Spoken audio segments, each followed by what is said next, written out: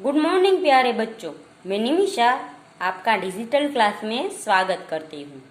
आज के वीडियो में हम सीखेंगे हिंदी कक्षा 8 का पाठ नंबर 5 सवाल बालमन के जवाब डॉक्टर कलाम के। बालमन એટલે કે सवाल है वो बच्चों के मन के सवाल है और जवाब है वो डॉक्टर कलाम जी दे रहे हैं। ये एक साक्षात्कार प्रश्नोत्तरी के रूप में यह पाठ दिया गया है। साक्षात्कार यानी इंटरव्यू। जब डॉक्टर अब्दुल कलाम हमारे देश के राष्ट्रपति थे तब एक इंटरव्यू किया गया था जहां राज्य के सभी बच्चे अलग अलग राज्यों से अलग अलग शहरों से आए थे और अब्दुल कलाम जी को सवाल कर रहे थे और अब्दुल कलाम जी उन्हें जवाब दे रहे थे। प्रश्नोत्तरी शैली में प्रस्तुत यह साक्षात्कार डॉक्टर अब्दुल पाकिर जैनुबादीन अब्दुल कलाम जी से बच्चों की बातचीत पर आधारित है। तो एपीजे का फुल फॉर्म यहाँ पे दिया गया है। अभी तक है वो कई सारे लोगों को एपीजे अब्दुल कलाम का पूरा नाम नहीं पता। यहाँ पर है वो एपीजे अब्दुल कलाम का पूरा नाम दिया गया है।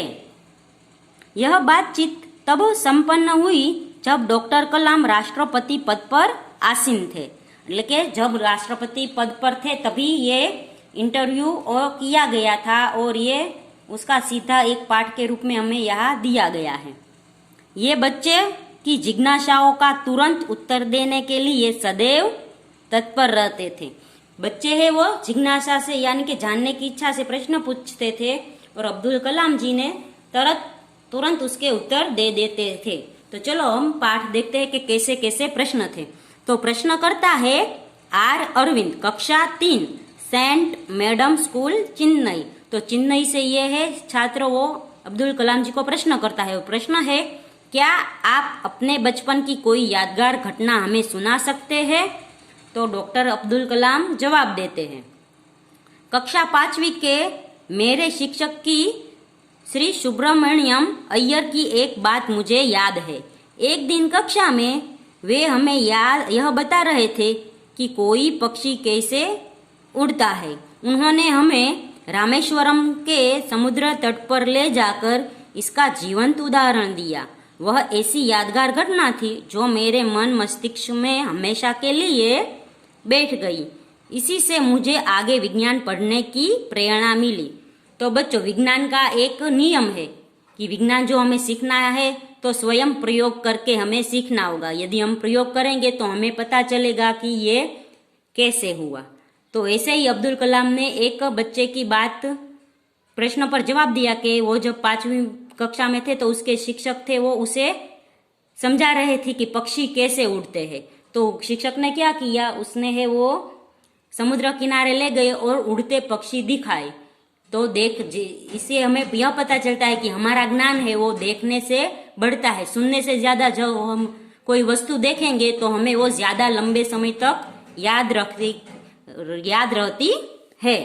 दूसरा प्रश्न है, प्रश्नकर्ता कर रहा है सरयू मक्कर, कक्षा 5, वाल्मीकि नगर हिंदी माध्यमिक शाला नागपुर। दूसरा है वो नागपुर से आया है और सवाल कर रहा है बचपन में हमें किस भाषा को प्रधानता देनी चाहिए। तो बच्चों, अभी है वो इंग्लिश मीडियम में सब बच्चे पढ़ने चाहते हैं। तो अब्दुल कलाम जी से ये सवाल पूछा कि हमें किस भाषा को प्रमुखता यानी महत्व देना चाहिए, इंग्लिश को या हिंदी को या गुजराती को या कोई भी हमारी जो भाषा है उसको। तो डॉक्टर अब्दुल कलाम कह रहे हैं मैंने स्वयं माध्यमिक शिक्षा तक की पढ़ाई अपनी मातृभाषा के माध्यम से की है। कॉलेज और उससे आगे की शिक्षा अंग्रेजी माध्यम से की संस्थाओं में हुई। मेरा मानना है कि हम कॉलेज में भी माध्यम के रूप में मातृभाषा का चुनाव कर सकते हैं, क्योंकि युवा अपनी मातृभाषा में ही सोचता है, उसी में अपनी बात सहजता से कहने में सक्षम होता है। पर इसमें कोई भी दो राय नहीं कि वैश्विक स्तर पर संपर्क के लिए हमें अंग्रेजी जैसी एक संपर्क भाषा की नितांत आवश्यकता है। नितांत એટલે जरूरत है। तो ये सवाल किया था कि भाषा कौन सी भाषा में हमें सीखनी चाहिए बचपन में। तो अब्दुल कलाम जी कह रहे हैं हमें है वो मातृभाषा है वो बचपन में सीखनी चाहिए। मातृभाषा का शिक्षण है वो हमें बचपन में लेना चाहिए। जैसे अब्दुल कलाम ने पहले बचपन में मातृभाषा का शिक्षण लिया, फिर कॉलेज में गए तभी इंग्लिश मीडियम का शिक्षण लिया। तो अब्दुल कलाम जी का कहना है कि हम भले ही कोई भी भाषा बोले या सुने, पर हम विचार करते हैं वो अपनी मातृभाषा में विचार करते हैं। यदि हम अंग्रेजी के शब्दों को सुनेंगे फिर भी हम सोचेंगे तो इसका अंग्रेजी का अपनी मातृभाषा में ही सोचेंगे। यदि हम गुजराती है तो अंग्रेजी सुनेंगे तो उसका मातृभाषा में अनुवाद करेंगे और गुजराती में सोचेंगे कि ये क्या बोल रहे हैं। उसी तरह अब्दुल कलाम जी कह रहे हैं हमें है वो मातृभाषा को प्रधानता देनी चाहिए और एक दूसरी भाषा भी सीखनी चाहिए जो वैश्विक भाषा है। तो हमारी वैश्विक भाषा अंग्रेजी है क्योंकि सभी जगह अंग्रेजी ज्यादा बोली जाती है। इसलिए अब्दुल कलाम जी कह रहे हैं कि हमें मातृभाषा को भी महत्व देना चाहिए और ये भी भाषा सीखनी चाहिए। तीसरा प्रश्नकर्ता कर रहा है अर्श पटेल, कक्षा 5, चंदूलाल विद्यालय विद्या मंदिर बम्बई। तो उसका प्रश्न है यदि हम आपकी तरह बनना चाहे तो हमें क्या करना चाहिए। यदि हमें अब्दुल कलाम जी की तरह बनना है तो हमें क्या करना चाहिए। तो डॉक्टर अब्दुल कलाम जी कह रहे हैं जब आप युवा अवस्था में कदम रखें तभी आपको जीवन में लक्ष्य निर्धारित कर लेना चाहिए। लक्ष्य यानी हमें जो बड़ा होके क्या बनना है ये हमें युवा अवस्था में ही नक्की कर लेना चाहिए कि हमें है वो क्या बनना है, हमारे जीवन का लक्ष्य क्या है। हमेशा कुछ बड़ा सोचो। जैसी यह अनुभूति हो कि आप आखिर बनना क्या चाहते हैं तभी से उस दिशा में प्रयास और श्रम प्रारंभ कर दो। आप बच्चे हैं तो आपको अभी से तय करना है कि आप बड़े होकर क्या करना चाहते हैं, क्या बनना चाहते हैं। यदि आपने तय कर लिया कि मैं बड़े होकर शिक्षक या इंजीनियर डॉक्टर बनना चाहती हूँ तो जब से तय किया उसी क्षण से आप है वो यह बनने में परिश्रम और प्रयास करने लगो। कहने का अर्थ है कि जी तोड़ मेहनत करो। जो जो आप आगे की ओर बढ़ोगे आप सामना बाधाओं तथा कठिनाइयों से होगा। जब से आप नक्की कर लोगे कि आपको क्या करना है तो उसको प्राप्त करने के लिए आपको जी तोड़ मेहनत करनी पड़ेगी, यानी बहुत मेहनत करेगी। क्योंकि आप जब आगे बढ़ोगे तब तक आपको कई सारी कठिनाइयों का और बाधाओं का सामना करना पड़ेगा। आपको अपने अंदर दृढ़ साहस पैदा करना होगा।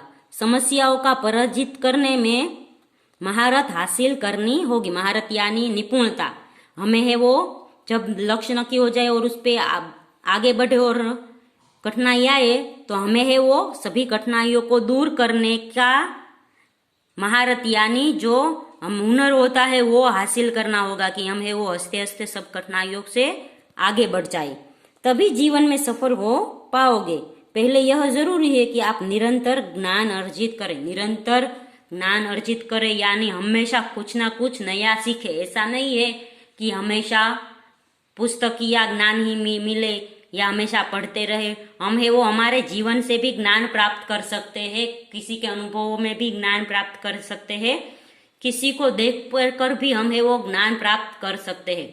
ज्ञान प्राप्त करने की कोई सीमित उम्र नहीं होती। जन्म से लेकर मृत्यु तक हम है वो ज्ञान प्राप्त कर सकते हैं। तो अब्दुल कलाम जी कह रहे हैं कि हमें ऐसा ज्ञान प्राप्त करना चाहिए और हमेशा है निरंतर उसे अर्जित करना चाहिए और अपने अनुभवों के द्वारा हम है वो जीवन में उस सब को उतारना चाहिए और अपने लक्ष्य को आगे बढ़ना चाहिए और कठिनाइयों से कभी डरना नहीं चाहिए।